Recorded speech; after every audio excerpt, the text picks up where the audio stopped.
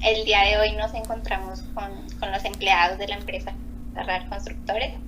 De antemano, pues queremos darle las gracias por brindarnos unos minutos de tiempo. Sabemos que están en jornada laboral, entonces vamos a tratar de hacer esto de no extendernos tanto. Bueno, nuestro grupo de trabajo está conformado por Magdalena Cona, Natalia Figueroa, Xiomara Muñoz y quien les habla, Viviana Agre.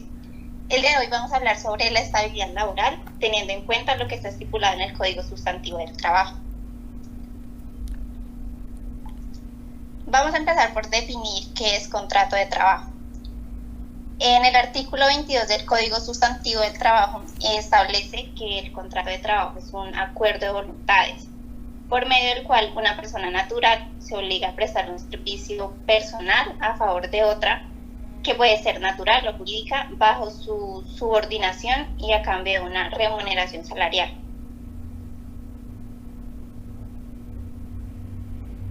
De conformidad con lo previsto en el artículo 23 del Código Sustantivo del Trabajo, un contrato laboral se encuentra conformado por 3 elementos que lo definen como tal. Es decir, si en una relación laboral falta alguno de estos 3 elementos que vamos a mencionar a continuación, no estaríamos hablando de un contrato de trabajo. Estos elementos son: tenemos primero la prestación personal del servicio, la continuada subordinación y la retribución o remuneración del servicio.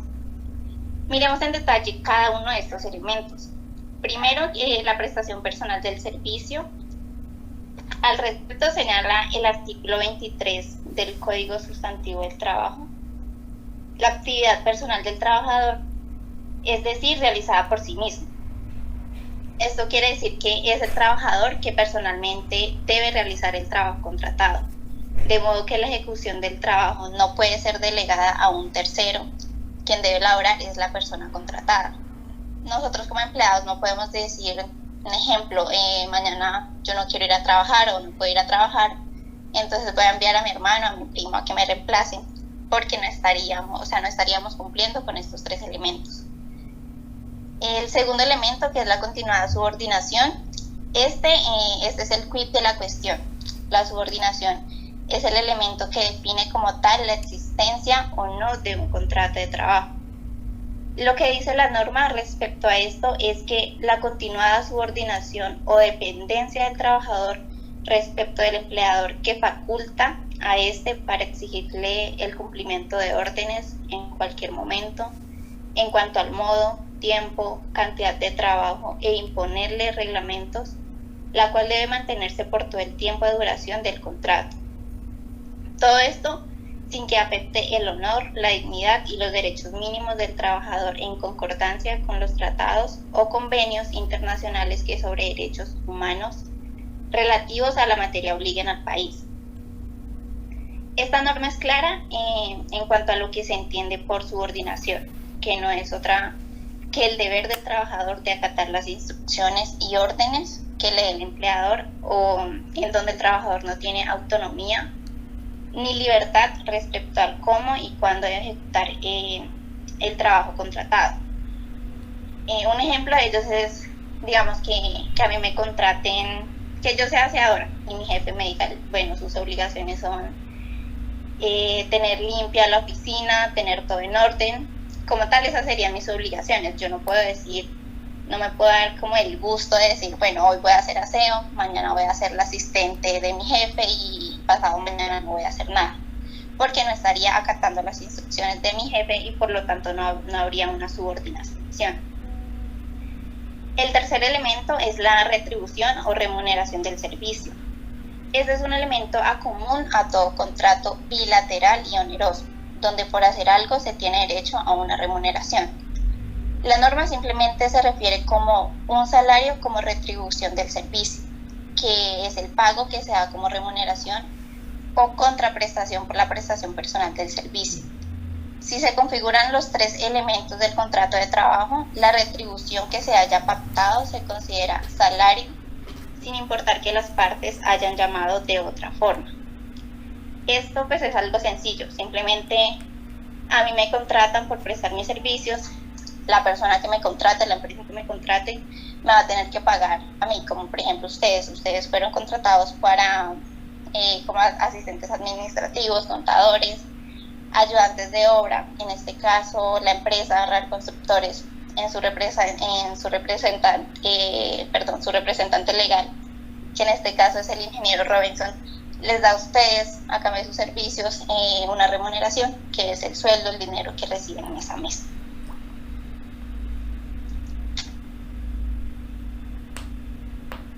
Ahora mi compañera Xiomara les va a hablar sobre cuáles son las medidas de mejoramiento para las partes contratantes.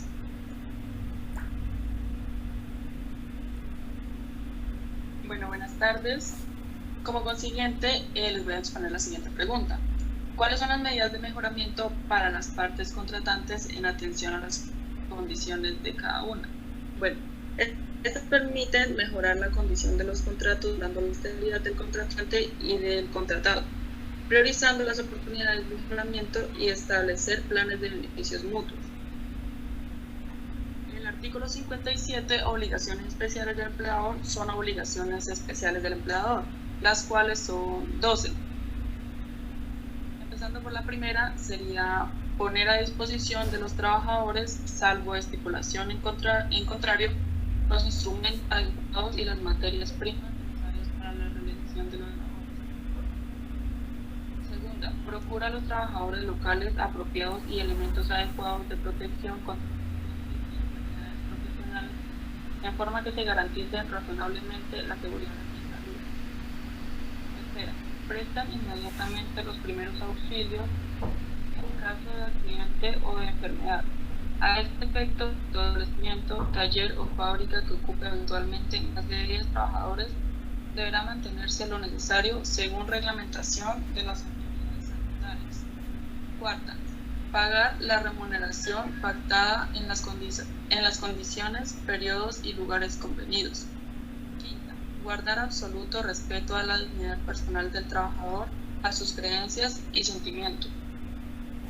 Sexta, conceder al trabajador las licencias necesarias para el ejercicio del sufragio, para el desempeño de cargos oficiales de transitorio de forzada aceptación en caso de grave calamidad doméstica debidamente comprobada, para desempeñar comisiones sindicales inherentes a la organización para asistir al entierro de sus compañeros, siempre que avise con la debida oportunidad al empleador o su representante y que en los dos últimos casos el número de los que se ausenten no sea tal perjudicante en el funcionamiento de la empresa. En el reglamento de trabajo se señalarán las condiciones para las licencias antedichas. Séptimo, dar al trabajador que lo solicite a la expiración del contrato una certificación en que conste del tiempo de servicio, la índole de la labor y el salario de vengano. E igualmente, si el trabajador lo solicita, hacerle práctica de examen sanitario y darle certificación sobre el particular si al ingreso o durante la permanencia en el trabajo hubiera sido sometido al examen médico. Octavo, pagar al trabajador los gastos razonables de venida y regreso si para prestar sus beneficios lo hizo cambiar de residencia, salvo si la terminación del contrato se origina por culpa o voluntad del trabajador. Novena, cumplir el reglamento y mantener el orden, la moralidad y el respeto a las leyes. Décimo, conceder al trabajador en caso del fallecimiento de su cónyuge, compañero o compañera permanente de un familiar hasta el grado segundo de consanguinidad, primero de afinidad y primero civil, una licencia remunerada por luto de 5 días hábiles. 11. Conceder en forma oportuna al trabajador en estado de embarazo la licencia remunerada consagrada en el numeral 1 del artículo 236, de forma tal que empiece a disfrutar de manera obligatoria una semana antes o 2 semanas antes de la fecha probable del parto, según decisión de la futura madre, conforme al certificado médico a que se refiere el numeral 3 del citado artículo 236. 12.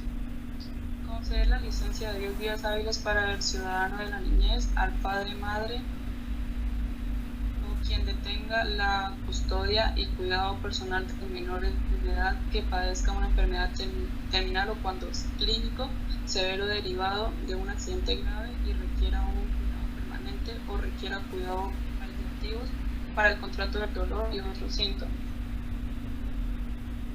En el artículo 58, obligaciones especiales del trabajador, son obligaciones especiales del trabajador, las cuales son 8.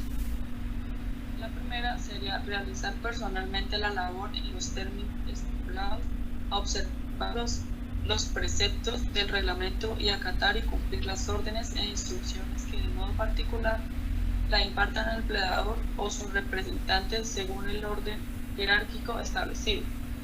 Segunda, no comunicar con terceros, salvo la autorización expresa, las informaciones que tenga sobre su trabajo, especialmente sobre las cosas que sean de naturaleza reservada o cuya divulgación pueda ocasionar perjuicios al empleador, lo que no obsta para denunciar delitos comunes o violaciones del contrato o de las normas legales del trabajo ante las autoridades competentes.